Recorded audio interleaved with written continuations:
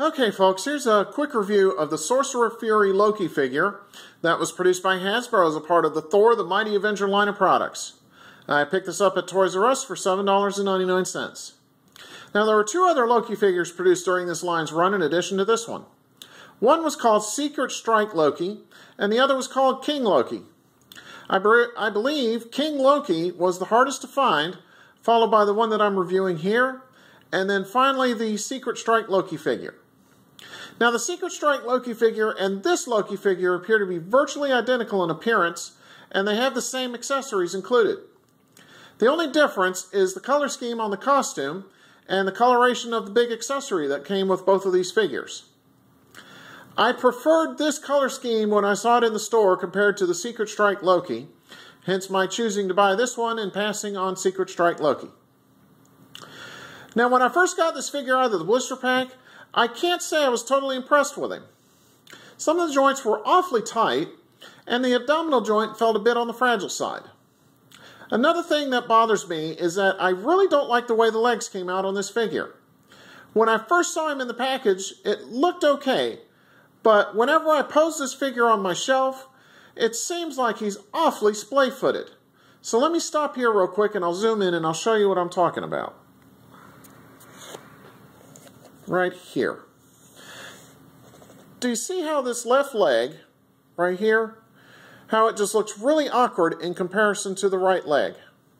I don't like that at all. It just looks weird. Okay, zoom back out. Alright, now some of the paint apps are messed up on this figure as well. I noticed that there's a big chip missing in the right shoulder area, and there are many other areas where the paint has already begun to flake off. Also, the uniform kilt refuses to stay in position, and it's awfully loose. However, I do like the windblown appearance of this costume. I also think the head sculpt is a reasonable resemblance to Tom Hiddleston. He's the actor who played the part of Loki in the upcoming Avengers film, as well as in Thor, and I have no problem recognizing his facial features on this figure. The hair is also nicely done with good movie accuracy, and I can't see any paint chipping or application errors on it either. Okay, Sorcerer Fury Loki came with the following accessories, so let me pan down real quick and I'll show you what they are. Alright, first up, he came with this pair of daggers, and they do seem to have some good detailing on them. Let me zoom in here real quick and I'll show you what they look like. Some really good detailing, as you can see. Okay. And next up, here is the aforementioned big accessory. Now this thing has got two blades that spring out on it like this, just like that. And if you can get the handle to come out, which I'll show you, right like that. See?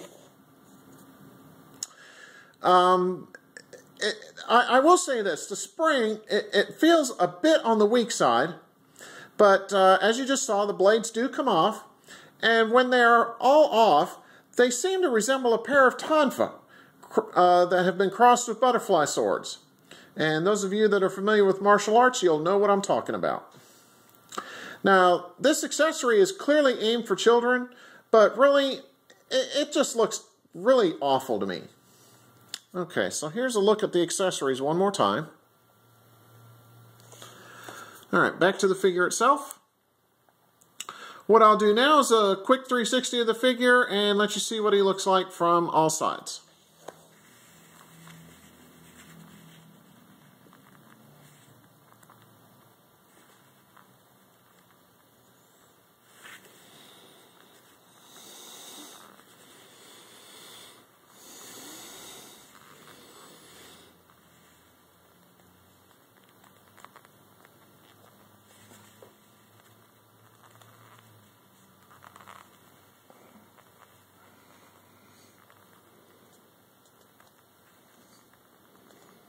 Okay. So overall, I'm not overly impressed with this figure.